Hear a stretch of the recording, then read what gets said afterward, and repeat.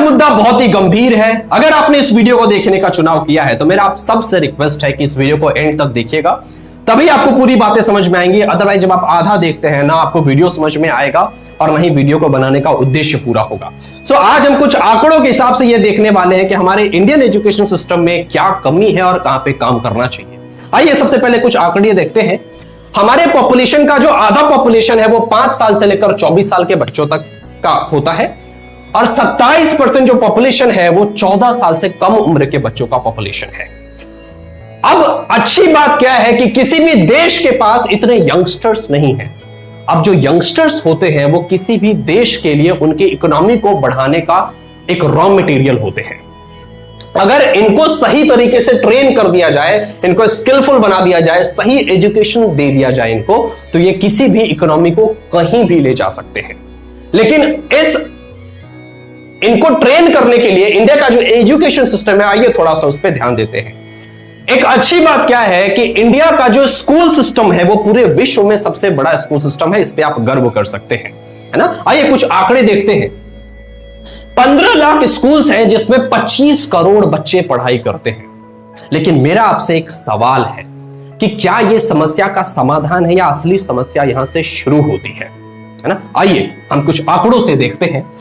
मेरे हिसाब से प्रमुख 3 कारण हैं, 3 कमियां हैं जहां पे अगर काम हो जाए तो एक बहुत बड़ा परिवर्तन लाया जा सकता है। देखिए कमियां वैसे बहुत हैं, सारी कमियों पे हम बातचीत करने लगेंगे, वीडियो 1-1.5 घंटे का हो जाएगा। 3 प्रमुख कमियां मेरे हिसाब से है जिस पे काम होना ही चाहिए, आज से शुरू करना चाहिए अगर आप इस वीडियो को देख रहे हैं। सबसे पहली समस्या क्या है कि इंडिया में हायर क्वालिटी एजुकेशन नहीं है, हाई क्वालिटी एजुकेशन नहीं है। देखिए स्टूडेंट्स की संख्या बढ़ती जा रही है, यूनिवर्सिटीज की संख्या बढ़ती जा रही है, लेकिन एजुकेशन का स्तर वहीं का वहीं है या फिर और नीचे गिरता चला जा रहा है। क्यों कह रहा हूं मैं? देखिए सबसे पहले इसको समझिए कि कितने स्टूडेंट्स में बढ़ोतरी हुई है। 1996 में सिर्फ 5.7 करोड़ स्टूडेंट्स थे, 2019 में यह आंकड़ा बढ़ के 37.4 करोड़ हो गया। यह बहुत अच्छी बात है, यह एप्रिसिएशन के लायक है।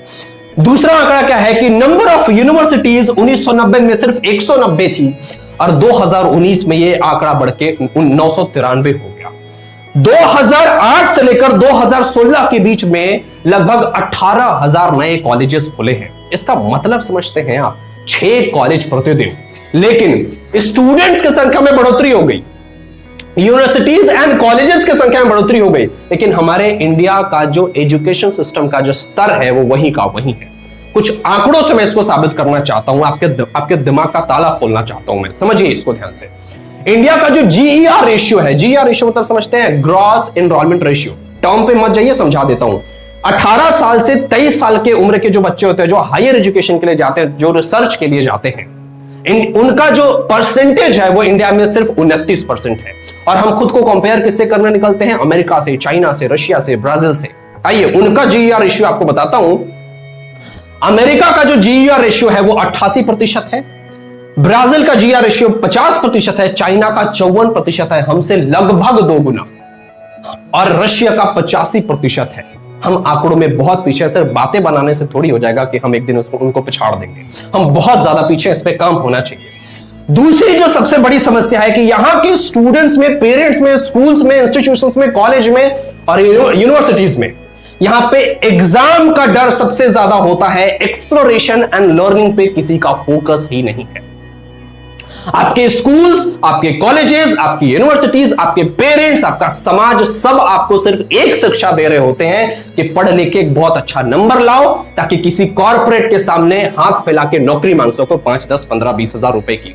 अरे ऐसे एजुकेशन का क्या मतलब कि जिंदगी भर पढ़ाई करने के बाद किसी कॉर्पोरेट के दरवाजे पे खड़ा हो कि अगर हम 5, 10, 15, 20 हजार की नौकरी ही मांगनी पड़े, है ना। ये हो इसलिए रहा है क्योंकि यहां के बच्चे फैक्ट्स याद करने में लगे हुए हैं, रट्टू तोता बने हुए, लर्निंग पे ध्यान ही नहीं है, सीखने पे ध्यान ही नहीं है, एक्सप्लोरेशन, इनोवेशन पे ध्यान ही नहीं है। उनके अंदर से इनोवेशन खत्म हो गया है। और इसके लिए जिम्मेदार कौन है? इसके लिए जिम्मेदार पेरेंट्स भी है, घर से शुरू होता है ये चीज, स्कूल्स भी है। मार्क्स लाओ, मार्क्स लाओ, जो मार्क्स ला रहा है वो बहुत अच्छा, जो मार्क्स नहीं ला रहा है बेवकूफ है तू। कॉलेजेस में यही रेस है, यूनिवर्सिटीज में ये हर जगह यही सिखाया जा रहा है बच्चों को, जबकि उसके जगह पे, मार्क्स के डर के जगह पे उनको लर्निंग पे फोकस करने सिखाया जाना चाहिए। और इसी का परिणाम है कि इंडिया रिसर्च में बहुत पीछे है। एक आंकड़ा देखिए, इंडिया की जो 29 यूनिवर्सिटीज हैं उन्होंने मिलकर जितना पूरा रिसर्च नहीं किया है उससे ज्यादा रिसर्च अकेले स्टैनफोर्ड यूनिवर्सिटी ने कर लिया है। क्या बच्चों में काबिलियत कम है यहां की? अरे यहीं के तो बच्चे बाहर में जाके परचम लहरा रहे हैं, तो आखिर यही बच्चे यहां पे रख के वो काम क्यों नहीं कर पा रहे? एजुकेशन सिस्टम में थोड़ी सी कमी है और इसमें पॉलिसीज का भी बहुत बड़ा योगदान है। देखिए, रिसर्च एंड इनोवेशन में इंडिया के जीडीपी का सिर्फ 0.69% पैसा ही खर्च होता है और हम अपने आप को कंपेयर करने निकलते हैं इजराइल से, चाइना से, इधर उधर रशिया, पता नहीं किस किस से। इनका पता है कितना परसेंट होता है? चाइना का 2.1%, हमारा 0.69, यूएसए 2.8, इजराइल 4.3। कोई पछाड़ पाएगा इनको? साउथ कोरिया 4.2 और हम कितना? 0.69। ऐसे कीजिएगा किसी को आप पीछे और ऐसे कीजिएगा खुद को आगे। यहां पे काम करने की जरूरत है। जितने भी स्टूडेंट्स इस वीडियो को देख रहे हैं, मेरा आप सबसे रिक्वेस्ट है कि रत्तू तोता बनने के बजाय लर्निंग पे, चीजों को याद करने के बजाय उसको सीखिए, उसके गहराई में जाए, है ना।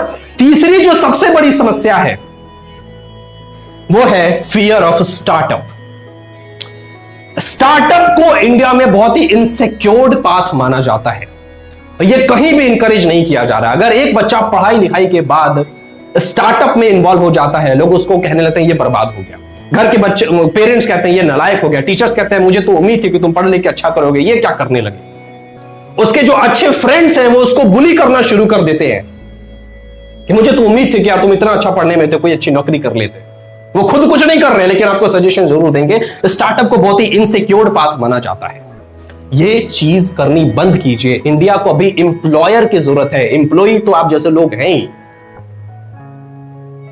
यहां की एजुकेशन सिस्टम आपको एम्प्लॉय तो बना ही रही है। क्या आप ऐसे लोगों को नहीं जानते जो बहुत अच्छी डिग्री लेने के बाद कॉर्पोरेट के दरवाजे पे खड़े हैं कि मुझे 5, 10, 15, 20 हजार की नौकरी दे दो?